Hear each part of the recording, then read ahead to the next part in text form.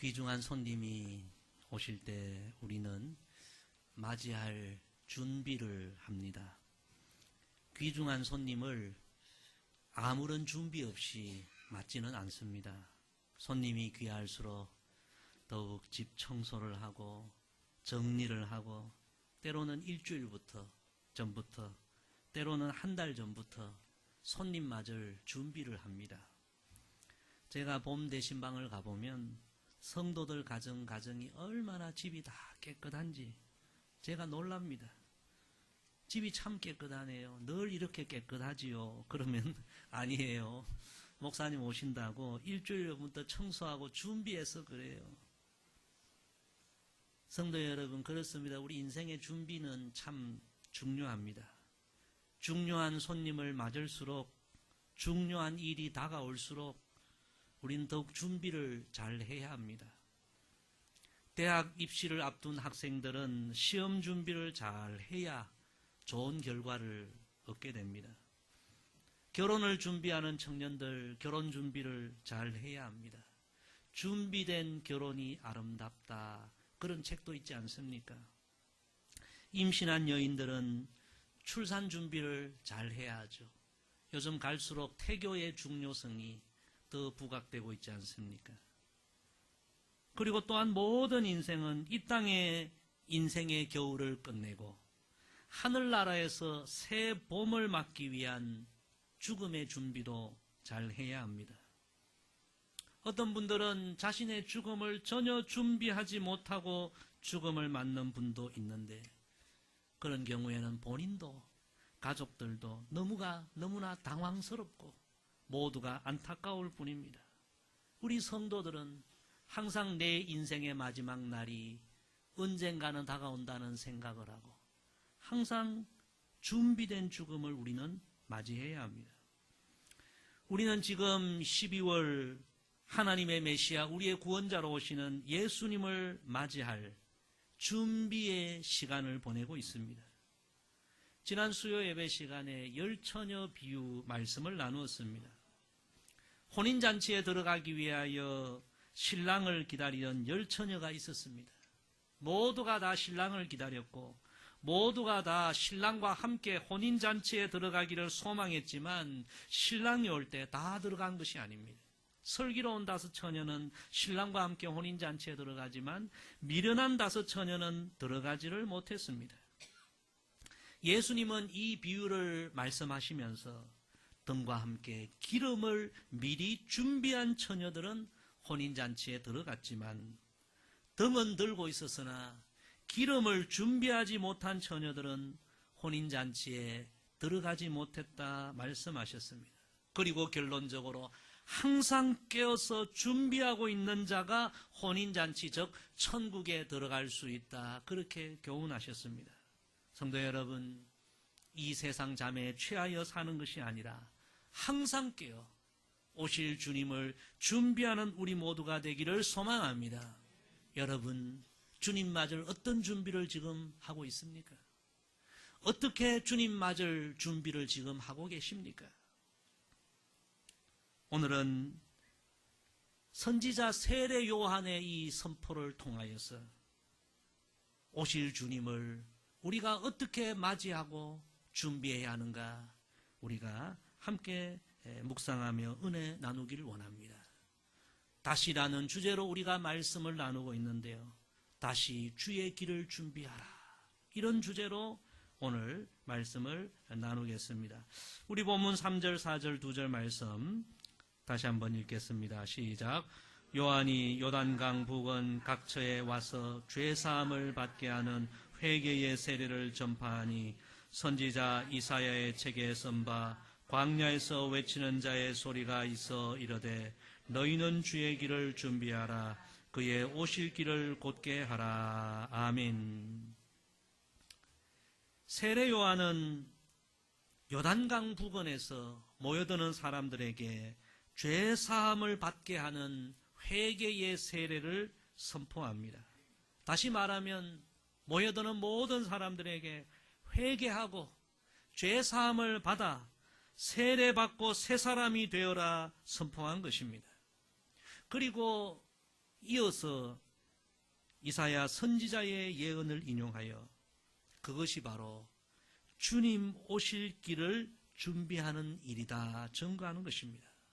성도 여러분, 우리는 지금 예수님 다시 오심을 준비하고 기다리고 있는데 예수님 맞이할 가장 중요한 준비가 세례 요한을 통해서 회개라는 사실을 오늘 우리는 알게 됩니다. 회개하지 않고 죄 사함을 받지 않고 그 누구도 절대로 예수님을 만날 수가 없고 모실 수가 없습니다. 데살로니가전서 5장 22절에 보면 악은 어떤 모양이라도 버리라 말씀하십니다. 여러분, 죄와 악이 그대로 있는 그 마음으로 어찌 거룩하고 의로우신 예수님을 우리가 영접할 수 있겠습니까? 그러므로 주님을 기다리는 우리는 먼저 우리의 심령을 돌아보며 회개하고 죄 사함을 받아야 합니다. 죄를 짓는 것도 큰 문제이지만 더 큰 문제, 하나님을 더 슬프게 하는 것은 우리 안에 죄가 있는데 회개하지 않는 마음으로 살아가는 것이 하나님을 더 슬프게 하는 것입니다. 그래서 세례 요한도 예수님도 첫 번째 설교는 회개하라는 설교였습니다. 성도 여러분, 예수님 맞이할 가장 중요한 한 가지 준비, 세례 요한을 통해서 우리에게 가르쳐 주시는 진리는 회개하는 것. 그것이 바로 거룩하신 주님을 모시는 가장 중요한 준비라는 것을 우리가 깨닫게 되기를 소망합니다. 그럼 여러분, 회개가 무엇입니까? 첫째, 회개는 자신의 죄를 깨닫는 영적인 자각에서 시작이 됩니다. 자신이 죄인임을 깨닫는 것, 거기서부터 회개가 시작이 됩니다. 자신이 의인이 아니라 예수님의 보혈로 죄 씻음 받아야 할, 예수님의 보혈로 씻음 받아야 할 죄인임을 깨닫는 것, 거기서부터 회개가 시작이 됩니다. 일반적으로 죄는 잘못된 행위를 의미하지만 성경적으로 이 죄의 정의는 화살이 관역에서 빗나간다, 그런 뜻입니다. 우리가 하나님의 뜻에서 빗나가고 어긋난 삶을 사는 그 모든 것이 죄라는 것입니다. 성도 여러분, 그것을 스스로 깨닫는 것, 영적인 자각, 거기에서 회개가 시작이 됩니다. 어느 5살 난 어린 딸이 하루는 엄마 아빠와 함께 공원에 놀러 가게 되었습니다. 거기서 이 어린 딸이 아빠의 친구를 만나게 됩니다. 근데 그 아빠의 친구가 친구의 그 딸을 보면서 너무 예쁘니까 머리를 쓰다듬어 주면서, 야, 너 참 꼭 아빠를 닮았구나, 그대로 닮았어, 그렇게 좋게 이야기해 주었습니다. 그런데 이 딸아이가 아빠 친구를 탁 쳐다보면서 당돌하게 말합니다. 아니요, 저는 아빠 하나도 안 닮았어요. 우리 아빠는요, 욕도 잘하고요, 술도 잘 먹고요, 담배도 피고요, 저녁에 늦게 들어오고요, 교회도 잘 안 가고요, 저는 아빠 하나도 안 닮았어요, 그러더랍니다. 여러분, 아이들은 거짓말 하지 않죠. 친구 앞에서 자기 딸이 하는 이야기를 듣고 아빠가 큰 충격을 받았다고 합니다. 나는 그래도 나름 좋은 아빠라고 생각했는데, 괜찮은 아빠라고 생각했는데 딸의 이야기를 듣고 보니까 나는 너무 문제가 많구나. 딸의 말을 듣고 자신의 잘못을 깨닫고 그때부터 술, 담배를 끊고 변화되기 시작했다는 이야기입니다. 많은 분들이 많은 문제를 안고 살아가고 있지만 나는 문제가 없어, 나는 괜찮아, 나는 어려워, 그렇게 생각합니다. 그래도 내가 저 사람보다는 내가 낫지, 어렵지. 그런데 성경은 이렇게 이야기하십니다. 만일 우리가 죄가 없다고 하면 스스로 속이고 또 진리가 우리 속에 있지 아니할 것이요, 기록된 바 의인은 없나니 하나도 없으며 모든 사람이 죄를 범하였으며 하나님의 영광에 이르지 못하더니. 성도 여러분, 성경의 말씀은 모든 사람이 죄인이요, 모든 사람의 그 심령에는 죄가 뿌리 내리고 있다는 것입니다. 모든 사람이 결국은 예수 그리스도의 보혈로 죄 씻음을 받아야 할 인생들임을 성경은 이야기하는 것입니다. 유명한 설교가 스펄전 목사님은 이런 이야기를 했습니다. 우리는 가끔 나는 참 죄인이구나 느껴질 때가 있다. 그러나 기억하라. 사실은 당신은 그보다 훨씬 더 큰 죄인이라는 사실을. 성도 여러분, 회개가 어디에서 시작됩니까? 깨닫는 거죠. 깨닫는 것에부터 시작이 됩니다. 성경의 대표적인 회개 이야기는 탕자의 회개입니다. 탕자가 어떻게 회개합니까? 자신의 죄를 깨닫는 거기서부터 회개가 시작이 됩니다. 아버지의 재산 창기와 함께 다 먹어버리고 허랑방탕하게 살다가 빈털터리가 되고 드디어 그가 깨닫게 됩니다. 스스로에게 이렇게 말합니다. 내가 일어나 아버지께 가서 이르기를 아버지 내가 하늘과 아버지께 죄를 지어 사오니 지금부터는 아버지의 아들이라 일컬음을 감당하지 못하겠나이다. 나를 품꾼의 하나로 보소서 하리라. 깨닫고 자기 자신에게 그런 이야기를 한 것입니다. 성도 여러분, 탕자가 돈이 있고 흥청망청 살 때는 자신이 잘못이 있음을 깨닫지를 못하고 다 망하고 나서 자신의 죄와 허물을 깨닫게 된 것입니다. 그 깨달음에서부터 진정한 회개가 시작된 것입니다. 사랑하는 성도 여러분, 우리를 우리의 모든 죄에서 구원해 주시기 위하여 예수님이 이 땅에 오십니다. 그 주님을 기다리면서 다시 한번 우리의 모습을 찬찬히 돌아보며 내 안에 어떤 죄와 허물이 있는가 그것을 깨닫게 되는 이번 대강절이 되기를 소망합니다. 깨달아야만 합니다. 탕자처럼 하나님을 떠나 살면서 수많은 죄를 짓기도 하지만 그러나 여러분, 하나님을 믿으면서도 하나님 곁에 있으면서도 우리는 죄를 범할 수 있다는 사실을 알아야 합니다. 제가 이번 주 중에 앤드루 머레이라는 분이 쓴 나를 비우고 성령으로 채우라, 우리 교회 도서관에도 있습니다. 그 책을 한 주간 쭉 읽었습니다. 그 가운데 이런 내용이 나와요. 신앙인의 불신앙도 죄이다. 신앙인의 불신앙도 죄이다. 이게 무슨 이야기입니까? 이 앤드루 머레이는 탕자의 형인 맏아들 이야기를 통하여 이 뜻을 설명을 합니다. 성도 여러분, 탕자였던 동생이 돌아오자 아버지가 너무너무 기뻐서 송아지를 잡고 잔치를 열지 않습니까? 맏아들이 들에서 일하다 돌아오니까 갑자기 집에 잔치가 벌어진 거예요. 이게 무슨 일이냐? 종들이 이야기합니다. 당신의 동생이 돌아와서 아버지가 잔치를 벌였다. 형이 그 이야기를 듣고 기뻐하지 않고 분노하고 아버지길 찾아가서 아버지께 따집니다. 내가 여러 해 아버지를 섬겨 명을 어김이 없거늘 내게는 염소 새끼라도 주어 나와 내 벗으로 즐기게 하신 일이 없더니 아버지의 살림을 창녀들과 함께 삼켜버린 이 아들이 돌아오매 이를 위하여 살찐 송아지를 잡으셨나이다.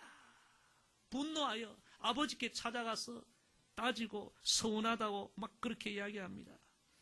그런데 그 말을 듣고 아버지가 이렇게 이야기합니다. 예, 너는 항상 나와 함께 있으니 내 것이 다 내 것이로되. 중요한 말씀입니다.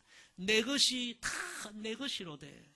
이 내 동생은 죽었다가 살아났으며 내가 잃었다가 얻었기로 우리가 즐거워하고 기뻐하는 것이 마땅하다. 아버지는 맏아들에게 내 것은 전부 너의 것이야. 맏아들은 아버지의 것이 전부 자신의 것인데도 그것을 믿지 못하고 살았다는 거예요. 이게 불신앙이라는 것입니다. 그것도 죄라는 것입니다. 하나님의 놀라운 은혜 속에 살고 있으면서도 깨닫지 못하여서 나는 은혜를 입지 못하고 나는 아버지의 사랑을 입지 못하고 아버지를 원망하고 그런 것이 전부 아버지 곁에 살면서도 짓는 불신앙. 그것도 전부 죄라는 것입니다. 사랑하는 성도 여러분, 주님 오심을 우리가 기다리고 있는데요. 우리의 모습을 돌아보면서 탕자처럼 살았던 우리의 삶의 모습도 우리는 하나님 앞에 회개해야 되고 늘 하나님 곁에 살면서도 맏아들처럼 살았던 불신앙의 모습도 우리는 깨닫고 하나님 앞에 회개해야 합니다. 여러분, 깨달아야 합니다. 깨닫는 것이 회개의 시작임을 우리가 알아야 합니다. 두 번째, 회개는 정직하고 진실한 고백을 통하여 이루어집니다. 내가 잘못했구나, 나에게 문제가 있구나, 깨닫는 것만으로는 온전한 회개라고 할 수는 없습니다. 여러분, 우리가 깨달았으면 이제 그 깨달은 것을 가지고 하나님 앞에 나아가서 정직하고 진실하게 입술을 열어 고백하는 과정이 필요합니다. 성경은 이것이 바로 회개라고 합니다. 이 탕자는 자신의 잘못을 깨달았습니다. 그런데 여러분, 중요한 것은 거기에 머물고 있지 않고요. 탕자는 아버지께 돌아가서 정직하게 진실하게 아버지에게 입술을 열어 이렇게 고백합니다. 아들이 이르되 아버지, 내가 하늘과 아버지께 죄를 지었사오니 지금부터는 아버지의 아들이라 일컬음을 감당하지 못하겠나이다. 성도 여러분, 하나님 앞에서 우리의 죄와 잘못을 깨달아야 되고, 그 깨달은 그 부분 가만히 있지 마시고 하나님 앞에 나아가 구체적으로 입술을 열어 정직하게 진실하게 고백하는 이 고백을 통하여 진정한 회개를 이루는 우리 모두가 되기를 소망합니다. 탁월한 영성가 유진 피터슨은 이런 이야기를 했습니다. 기독교 영성의 세 가지 특징은 본질성, 단순성, 정직성이다. 참으로 공감되는 이야기입니다. 여러분, 우리 기독교 신앙은요, 본질을 추구해야 합니다. 본질을 추구하는 것이 기독교의 영성이에요. 그리고 여러분, 신앙이 좋다는 것은 무엇입니까? 갈수록 하나님 앞에서 단순해지고 하나님 앞에서 순수해지고 하나님 앞에서 어린아이가 되는 것이 이게 좋은 신앙입니다. 그리고 여러분, 신앙이 좋은 것이 무엇입니까? 하나님과 자신 앞에 정직해지는 것입니다. 이게 영성입니다. 너무나 많은 사람들이 자신을 속이고 가면을 쓰고 하나님과 자신 앞에서 정직해지고 진실해지고, 이게 영성이죠. 우리가 우리의 죄와 허물을 깨닫는 것이 중요하고, 그 다음에는 정말 하나님 앞에 나아가 정직하게 진실하게 입술을 열어 고백할 때에 하나님이 우리를 기뻐해 주시는 것입니다. 그래서 성경은 이렇게 말씀하십니다. 만일 우리가 우리의 죄를 자백하면, 정직하게 고백하면 그는 미쁘시고 의로우사 우리 죄를 사하시며 우리를 모든 불의에서 깨끗하게 하실 것이요. 우리 한국교회, 지금은 우리 한국교회 위기라고 하지만 우리 한국교회가 1907년 평양 대부흥운동, 성령의 대부흥운동이 일어났던 때가 있지 않습니까?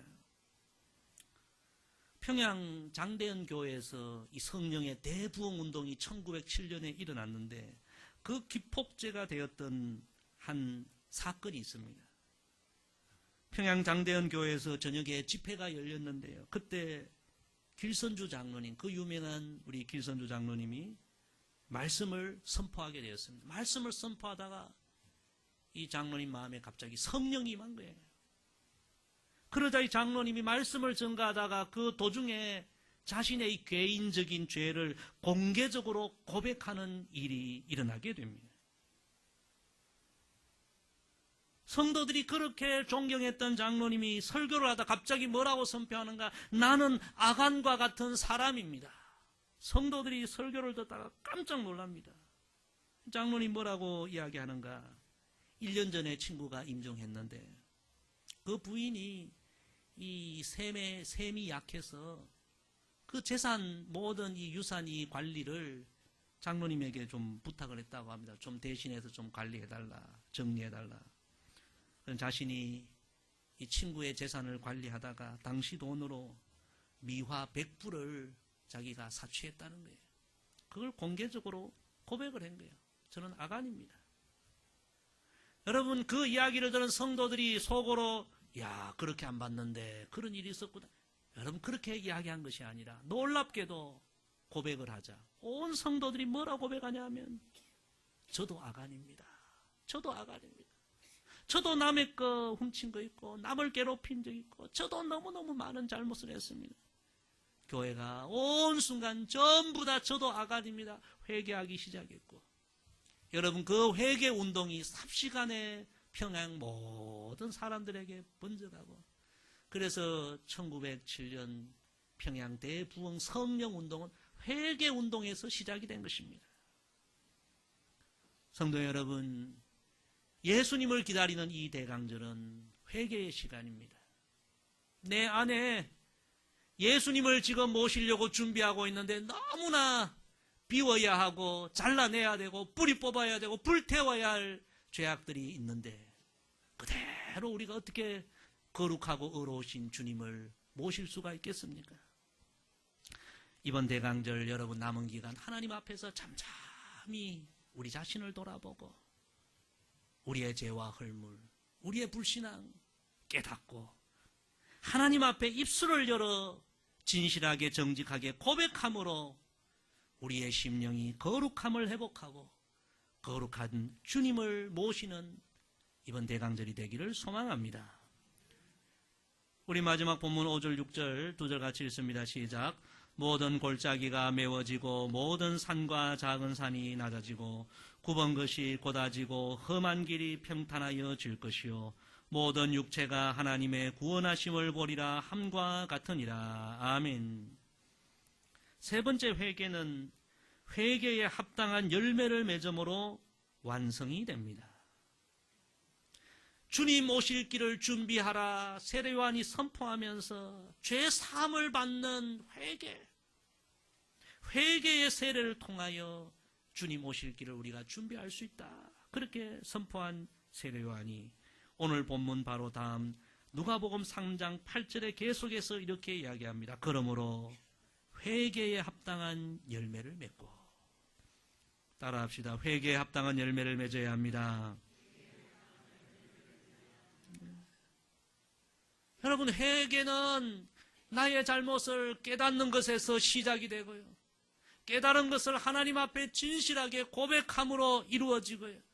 그리고 고백한 그대로 회개에 합당한 삶의 열매를 구체적으로 맺을 때에 참된 회개가 되고 회개가 완성이 되는 것입니다.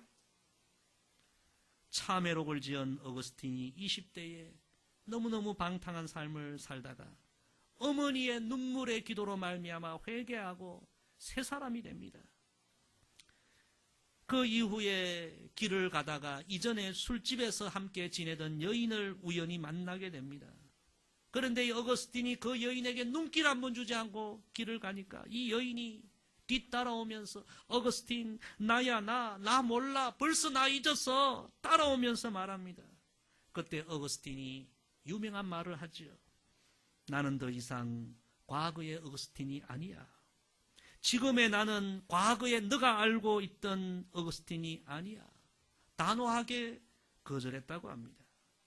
성 암브로시우스는 이렇게 말했습니다. 진정한 회개는 죄악된 행동을 이제는 그만두는 것이다. 여러분, 하나님 앞에 고백했다고 진정한 회개가 되는 것이 아니라 회개에 합당한 열매를 맺을 때에 진정한 회개가 이루어지는 것입니다. 회개에 합당한 열매를 맺는다는 것은 우리의 삶이 변화된다는 것입니다. 오늘 세례 요한이 어떻게 선포합니까? 모든 산과 작은 산은 이제 낮아지고, 여러분, 나의 죄와 교만을 깨달았다라면 회개하고 이제는 겸손하게 한 걸음 한 걸음 살아가야 한다는 것입니다. 그래야 주님을 새롭게 만날 수 있는 것입니다. 이스라엘 베들레헴에 가면 베들레헴에 가면 예수님 탄생교회가 있습니다. 그런데 이 예수님 탄생교회는요, 한 가지 특징이 있습니다. 그것은 문이 너무 낮아가지고 서서는 절대로 예수님 탄생교회에 들어갈 수가 없습니다. 누구든지 예수님 탄생교회에 들어가서 예수님 만나려고 하면 다 허리를 숙여야 합니다. 고개를 숙여야 합니다. 세상에 아무리 많은 부자라도 어떤 권력자라도 심지어 왕이라도 고개를 숙이고 그 길을 그 문을 통과해야만 이 땅에 오신 예수님을 만날 수 있다. 그런 의미로 문을 그렇게 만든 것입니다. 여러분, 교만한 자세로 절대로 우리 주님 만날 수가 없습니다. 깨달았으면 낮아져야 합니다. 겸손함으로 살아갈 때에 주님을 만날 수 있는 것입니다. 굽은 것이 곧아지고 잘못된 길, 하나님 뜻에서 어긋난 길을 걸었다면 이제는 돌아서서 바른 길, 곧은 길, 진리의 길, 하나님이 원하시는 길을 걸어가야 한다는 것입니다. 성도 여러분, 회개에 합당한 열매, 회개하고 변화된 삶을 통하여 길이요 진리요 생명이신 예수님을 우리는 만날 수 있습니다. 성도 여러분, 주님 오심이 점점 가까워져 오고 있습니다. 다시 주님 오실 길을 준비하는 우리 모두가 되기를 소망합니다. 여러분, 어떤 준비를 지금 하고 있습니까? 오늘 세례 요한을 통해서 주신 이 말씀 우리의 마음에 새기십시다. 회개가 주님 모실 가장 귀한 준비이다. 하나님 앞에서 좀 잠잠히 우리의 삶을 돌아보며 나의 죄와 잘못, 허물을 여러분 깨달으십시다. 그리고 깨달은 바를 하나님 앞에 나아가 진실하게 입술을 열어 정직하게 하나님 앞에 고백하십시다. 그리고 고백하였으면 이제 회개에 합당한 열매, 삶에 변화된 그런 열매를 맺으십시다.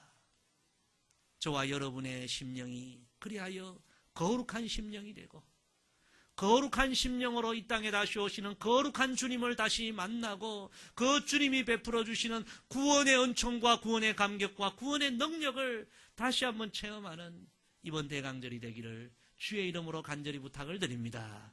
기도하겠습니다.